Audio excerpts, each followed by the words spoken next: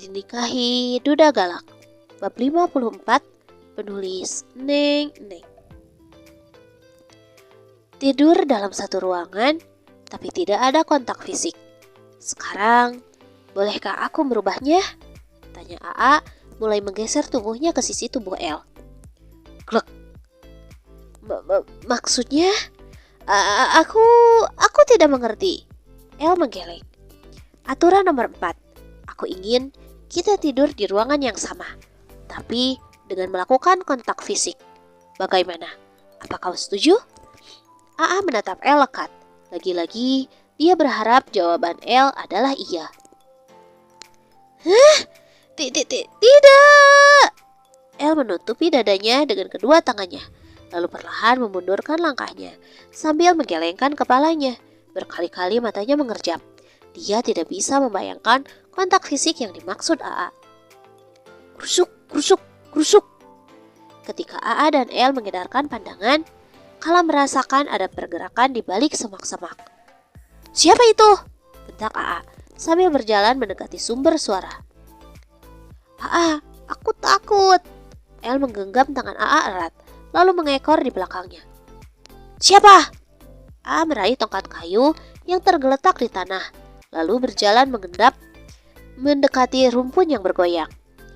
Tangan AA siap mengamankan kayu tersebut, bersiap memukul apa saja yang berada di balik rumpun tersebut. Ya! Puk, puk, puk, puk, puk. Ah! Bu Nana, Bu Mirna, Bu Lili, kalian ngapain di sana? El membelalakan matanya kala melihat 3 perempuan anggota geng Drove Girls sedang berjongkok sambil menggaruk-garuk seluruh tubuhnya. Kami dikerubungi semut, Tuan Ed, Nyonya El. Bu Mirna garuk-garuk. Kalian ngintip? Tanya El, menatap mereka dengan tatapan menelisik. Hah? Tidak. Bu Nana, ayo kita cari kayu bakar lagi.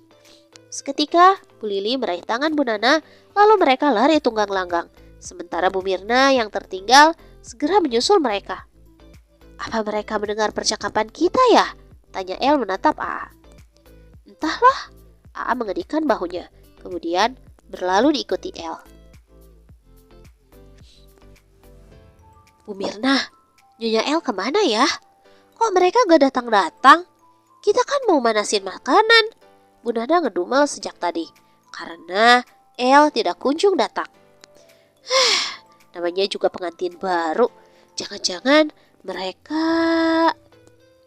Bu Lili langsung cengengesan, membayangkan sesuatu yang entah apa. Shh, kita ikutin mereka yuk.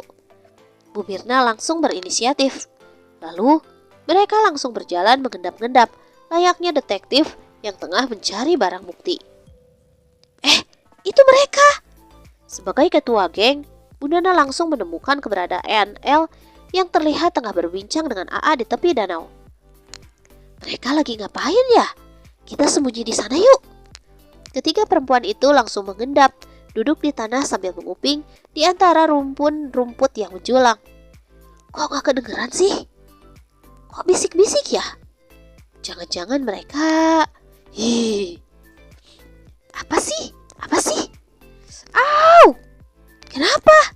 Sepertinya aku digigit semut. Apa? Sungguh menggelikan. Aduh. Hus. Au! Tanpa mereka sadari, pergerakan mereka menimbulkan kerusuhan hingga mereka tertangkap basah oleh AA.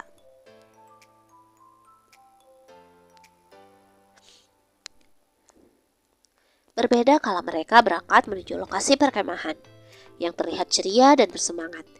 Kini, perjalanan pulang mereka ditemani oleh wajah-wajah lelah.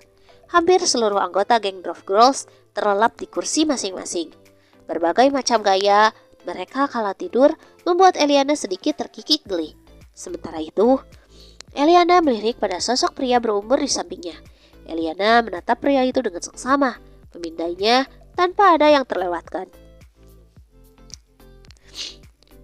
Tubuh kekar, berotot, dadanya ditumbuhi bulu halus, wajahnya tegas, kulitnya yang berwarna kuning langsat, hidung mancung.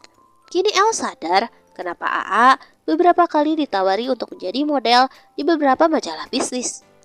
Berkali-kali AA dinobatkan sebagai pengusaha sukses termuda pada masanya. AA terlihat begitu sempurna di mata semua orang, tampan, kaya, pengusaha handal. Bukankah itu adalah batas kesempurnaan menurut kebanyakan orang?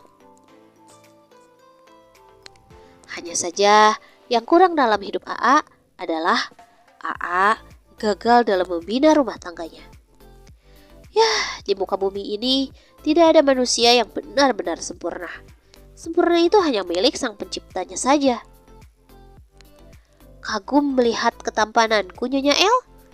Tiba-tiba suara berat AA mengagetkan El yang tengah menikmati mahakarya Tuhan tersebut. Sementara itu, matanya masih terpejam. Hah? Dari mana AA tahu kalau aku tengah memperhatikannya? Batin El bergumam. El berdecak sebal. Lalu dia mengalihkan perhatiannya pada pemandangan jalanan yang terlihat dari jendela kaca mobil yang mereka tumpangi. Tapi rasa kagum membuat El kembali memandang AA. Dek, seketika dada El berdebar kuat. Kala menyadari AA pun tengah menatapnya. Ternyata AA tidak benar-benar tertidur. Kenapa kau melihatku terus? Tanyanya sambil mengangkat alisnya.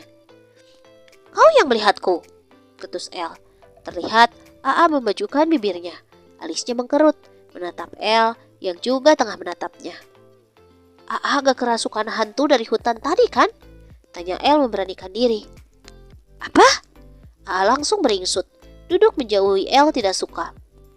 Hacih! Kenapa kau? Tanya AA kembali mendekati El. Lalu meraba dahi gadis itu pelan. Aku pilek kayaknya. Dingin, jawab El sambil bergidik, merasakan tubuhnya yang terasa panas dingin. Kalau dingin, dipeluk aja Nyonya El. Terdengar bisikan dari belakang. Ternyata Bu Nana sedari tadi sudah memperhatikan tingkah mereka. Tentu saja, jawab Ed, tersenyum penuh kemenangan. Lalu memeluk El dengan sebelah tangannya. Ih, AA, jangan cari kesempatan dalam kesempitan ya. El berbisik tepat di telinga AA. Shh, ingat peraturan nomor 9, bisik AA.